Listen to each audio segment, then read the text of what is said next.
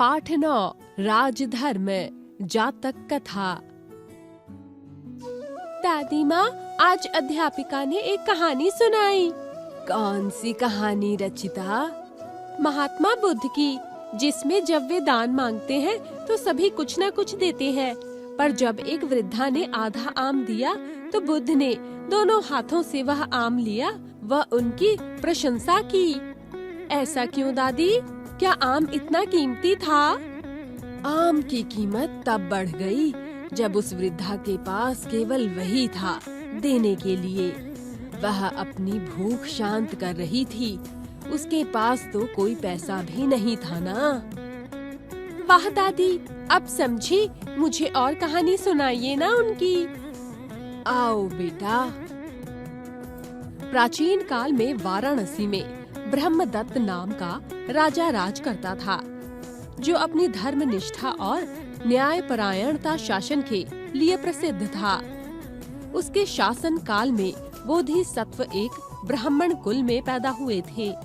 कुछ बड़े होने पर उन्होंने अनेक शिल्प कलाओं का ज्ञान प्राप्त किया।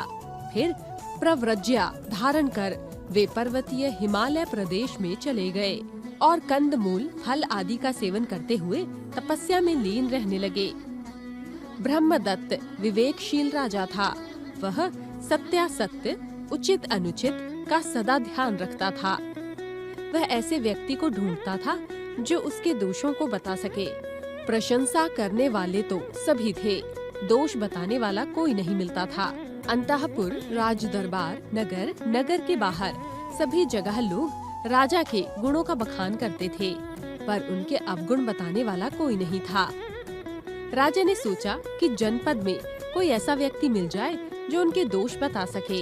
अतः वेश बदलकर वह पूरे जनपद में घूमा, पर वहाँ भी उसे अपना गुण ही सुनने को मिला, दोष नहीं।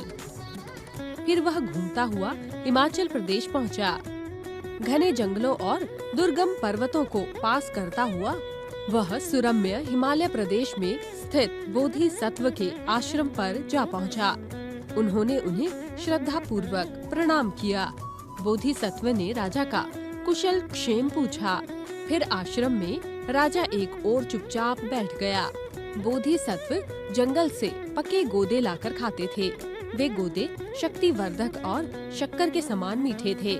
उन्होंने राजा को संबोधित कर कहा, महापुण्य, ये गोदे खाकर पानी पीजिए।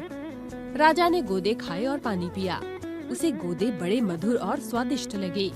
उसने बोधिसत्व से पूछा, भंते, क्या बात है? ये गोदे बड़े मीठे और स्वादिष्ट हैं। महापुण्य, राजा निश्चय ही धर्मानुसार और न्याय पूर्वक राज करता है, उसी से ये इतने मीठे हैं। राजा के अधार्मिक और अन्यायी होने पर तेल, मधु, शक्कर आदि तथा जंगल के फल फूल सभी कड़वे और स्वादहीन हो जाते हैं। केवल यही नहीं, सारा राष्ट्र ओज रहित हो जाता है, दूषित हो जाता है। राजा के धार्मिक और न्याय प्रिय होने पर सभी वस्तुएं मधुर और शक्तिवर्धक होती हैं और सारा राष्ट्र शक्तिशाली तथा ओजस्वी बना रहता है। बनते, ऐसा होता होगा? यह कहकर राजा अपना परिचय दिए बिना ही बोधिसत्व को प्रणाम कर अपनी राजधानी लौट आया। उसने सोचा, तपस्वी बोधिसत्व के कथन की परीक्षा करूंगा, अधर्म और अन्याय से राज करूंगा। बोधिसत्व के आश्रम में पहुंचा और उन्हें प्रणाम कर एक और बैठ गया। बोधिसत्व ने फिर पके गोदे दिए। राजा को गोदे बड़े कड़वे लगे। राजा ने गोदे थूक दिए और कहा, भंते, ये बड़े कड़वे हैं। महापुण्य राजा अवश्य अधार्मिक और अन्यायी होगा। राजा के अधार्मिक और अन्यायी होने पर जंगल के फल फूल तथा सभी वस्तुएं नीरस और कड़वी हो जाती हैं, स्वाद रहित हो जाती है। यही नहीं, सारा राष्ट्र ओज रहित हो जाता है।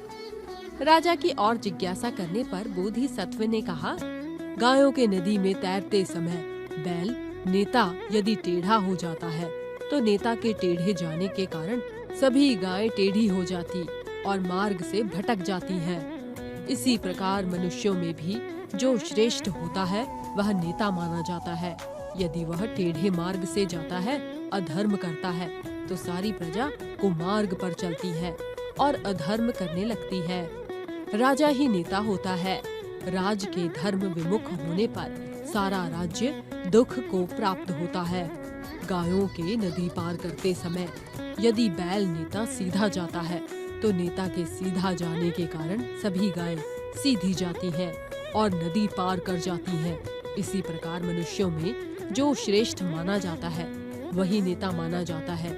यदि वह धर्म का अनुसरण करता है, तो शेष प्रजा भी धर्म का मार्ग अपनाती है।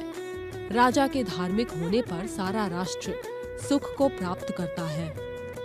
बोधिसत्व से यह शिक्षा प्राप्त कर राजा ने अपना राजा होना प्रकट किया और विनय पूर्वक बोला, भंते मैंने ही पहले गोदों को मीठा कर फिर कड़वा कर दिया, अब फिर उन्हें मीठा करूँगा और कभी उन्हें कड़वा नहीं होने दूंगा।